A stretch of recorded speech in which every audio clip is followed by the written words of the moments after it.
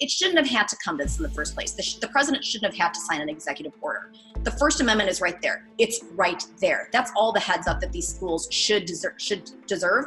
And sadly, they still have to be reminded to uphold their students' rights. That was Nicole Neily sounding off on schools that try to censor students. Nicole and her group Speech First sued the University of Illinois at Urbana-Champaign yesterday, alleging a variety of civil rights violations, including a housing policy that bans quote-unquote any acts of bias, a no-contact directive that looks like it could infringe on students' freedom of movement, and a leafleting policy Nicole told me about yesterday. It's such a violation of the First Amendment, it kind of blows my mind. Students need to get prior approval to pass out handouts related to elections that are not on-campus elections. So I think mayor, Congress, president.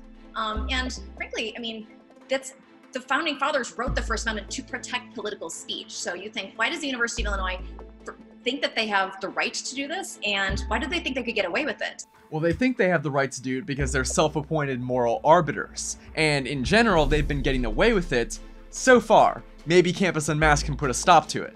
Anyways, Nicole also talked about the University of Illinois' bias response team, which has apparently investigated students who used the school's really non-PC former mascot.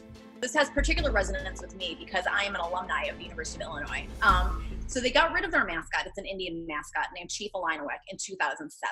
And we found an old podcast recording of the head of the bias response team saying, look, as long as the chief is around, we're going to keep getting and processing reports on it. It's interesting because you know what, the school actually still maintains and enforces its trademark on the chief. And so with one hand, the school is collecting revenue. And on the other hand, the school is busting their kids with it. And you can't do that. Yeah, that sounds pretty unfair. And what happens once the bias response team targets a student? Schools say, well, the bias response teams aren't punitive. They're just educational. It's voluntary. And, I think that ignores the power dynamic of what's going on with students. If you, as a freshman, sophomore, junior, frankly, it doesn't matter how old you are. If you get an email from the dean of students calling you into a meeting, how voluntary do you think that is?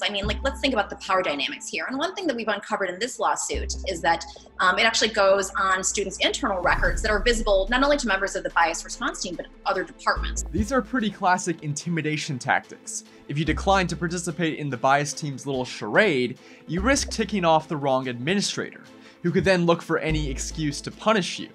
Maybe a professor looking to curry favor or actively supporting the team marks you down in class. There was a student who was called in for a meeting with his advisor, and he said, oh, I saw that you've gotten in trouble this semester, referring to a bias response report that was made against him. And so that's real concrete damage. Is that going to be held against you if you apply for a scholarship, if you apply for a study abroad program? That's really grossly inappropriate because this is constitutionally protected speech. This is a state school. They are bound to uphold the First Amendment. And to do this to students is just a sick violation of that. Nicole did also bring up the fact that the University of Illinois at Urbana-Champaign receives nearly $360 million a year in federal research grant money. After a conservative got punched in the face on UC Berkeley's campus, Trump's executive order back in March threatened schools that violate students' free speech rights with the loss of this money. The ball is in your court, executive branch. For Campus Unmasked, I'm Rob Shimshock. If you like this video and support our mission, please make sure to comment and subscribe. If something happens on your campus and you'd like us to investigate, send us details using the form on campusunmasked.com.